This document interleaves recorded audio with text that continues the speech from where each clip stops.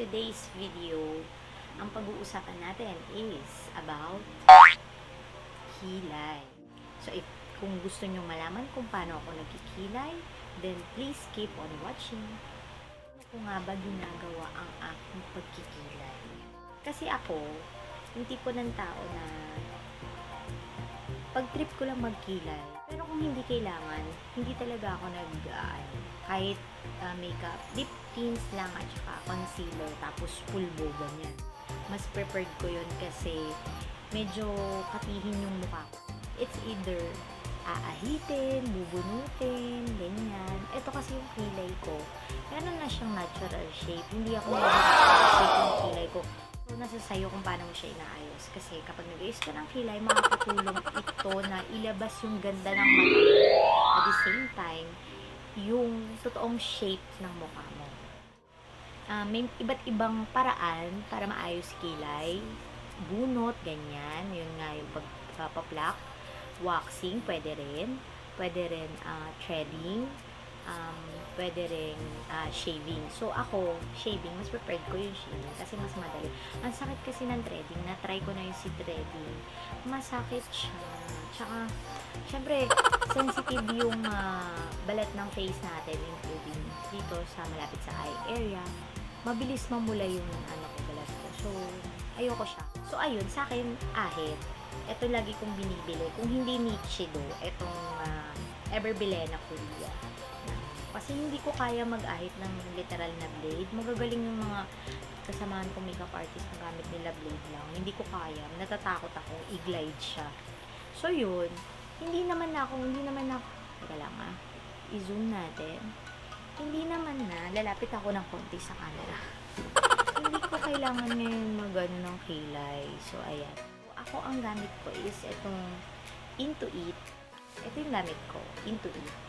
Ito yung pinaka-favorite ko kasi waterproof. Waterproof siya. At the same time, tumatagal siya sa kilay ko. So, pag ginamit ko to, binabasa ko lang siya. Then, kukuha ko ng angle brush. Then, blend ko lang siya. So, kailangan meron kayong angle brush. Si angle brush ito. Yan, si angle brush. Yan. And then, si spoolie. Yan. Si spoolie. Meron nabibili na angle brush with spoolie na. Yan. Or, angle brush lang. Or, spoolie lang. Unang-una nga, na gagawin mo kapag nagkikilay ka, syempre, iba-brush mo muna siya. Kapag nagkikilay ako, lagi kong binabasa yung angle brush ko ng Fix Plus. Ito. Or, pwede ring mist. Hindi ko alam kasi mag-outline ka muna.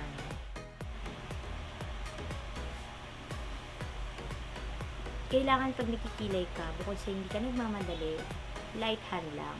Or gaangan mo lang yung kamay mo.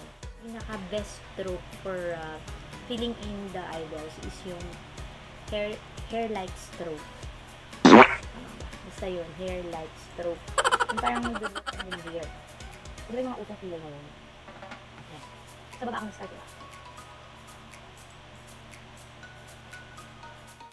Alongside of your nose, yan. Yan yung start. Where ideally, you can start your eyebrows. And then, gaganyanin mo outer corner ng eyes. Yun naman yung tail. Yun naman yung pinaka-tail. So, since bitin, extend ko siya. Ayun nga guys, meron mga iba't ibang klaseng pang kilay. Pero kasi ako mas preferred ko talaga ang powder. Ayan. Tapos, dito sa dulo, sa pinaka-start natin, magke-create lang tayo ng parang using the spoolie, yan, ibabrush nyo lang pataas.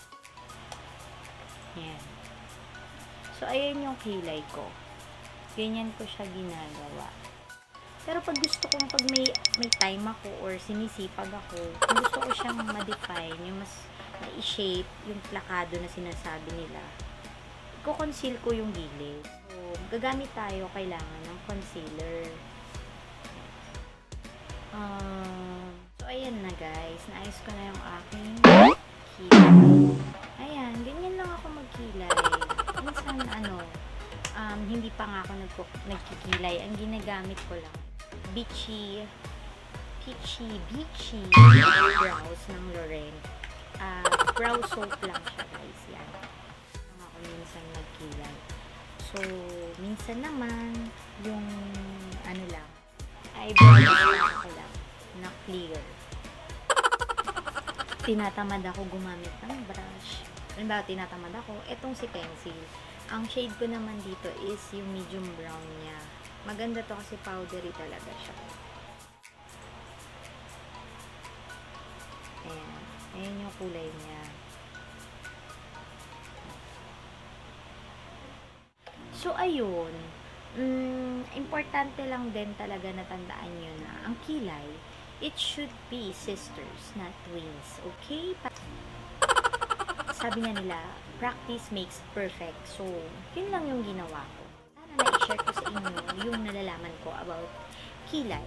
If meron kayong tanong sa akin, pwede nyo ilagay sa comment section. And I will try my best to answer that on my next video. So, that's all for today.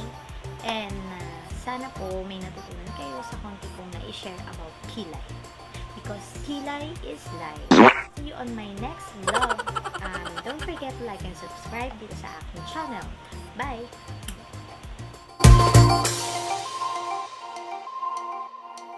I never make promises.